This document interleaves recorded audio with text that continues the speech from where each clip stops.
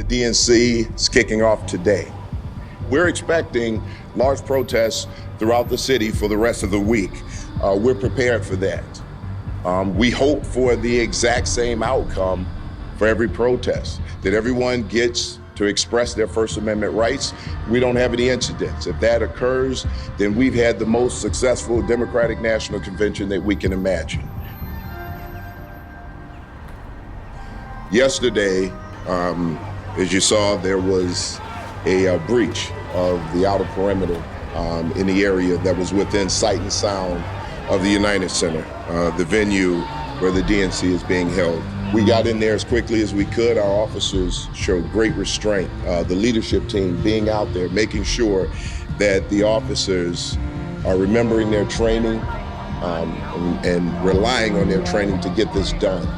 Our officers at some point were sprayed with OC spray. We had objects thrown at officers, water bottles, water thrown on officers. No major injuries, but our officers did not overreact. We were able to clear that area up really quickly.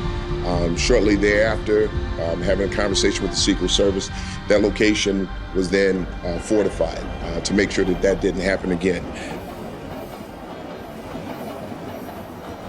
What I've said from the very beginning is that if you come to our city, whether you live here or you're visiting, and you show up with the intent on having your First Amendment rights exercised and bring no violence, no vandalism to our city, no hate to our city, we will allow you to do that and protect your rights. And our officers have done a great job in performing their duties in that way.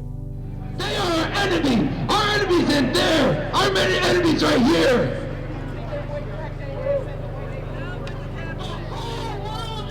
We had a group that showed up, and they showed up with the intent on committing acts of violence, vandalism.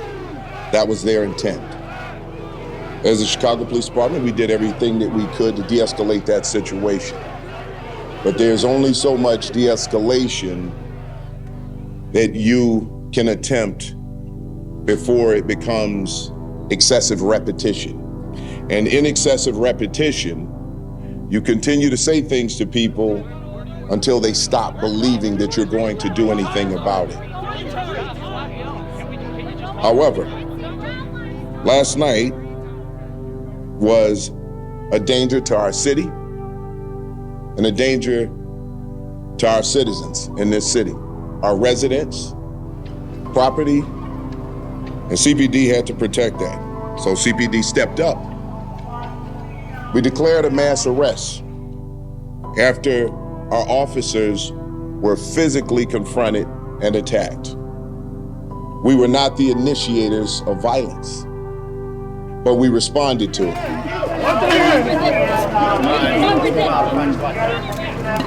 Remember your training. Let's continue to protect the people of this city. Let's continue to do the noble job that you do that no one else wants to do.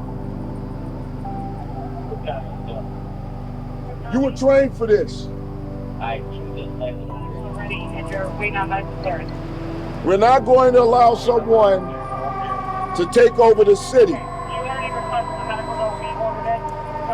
You are protecting this city and the rights of the people in this city. You protected them. You were controlled and you remembered your training. Excellent job. We would prefer not to arrest anybody if we don't have to. But sometimes there comes a time where we have to do what we have to do. And regardless of what you hear or what's said, I know and you did exactly what you were trained to do. Thank you. And thank you for all that you do. If you don't hear it enough, you're going to hear it from me. Thank you for the work that you do. I especially want to thank Superintendent Larry Snelly and the thousands of rank and file officers of the Chicago Police Department for doing what they have purpose to do, and that's to keep everyone safe throughout the convention and protecting our guests, the protesters, and everyone's constitutional rights, and of course, our neighborhoods. If the 1968 convention went down in history as the example of police brutality, then the 2024 convention will go down as the example of constitutional policing. These brave women and men show the world how we can maintain safety while protecting the people's right to protest and to have their voices heard. That is what I asked them to do. And I'm so proud of that work. To be in charge of a department that I love, of members that I admire and love. I've been doing this job for 32 years. Just such a great honor to be here. So I'd like to thank you, Mayor, for that. Just great work being done. At some point, I'm going to introduce my leadership team because without them, I'm just telling you right now, this could not have been done. We set out to make sure that we kept the city safe while protecting First Amendment activity. And we did just that. I cannot say enough about the work that our officers did out there.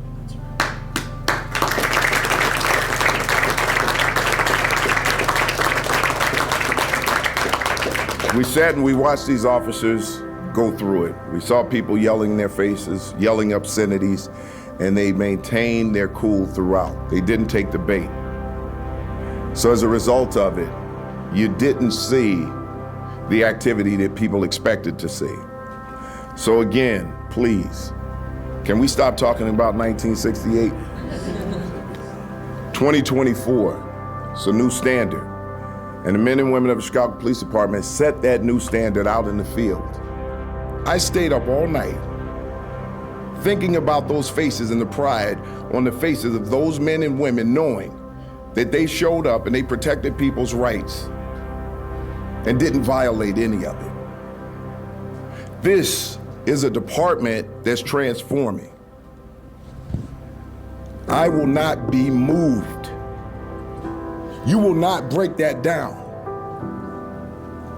My men and women stood strong, and they're going to continue to do it. So cast whatever you want on it.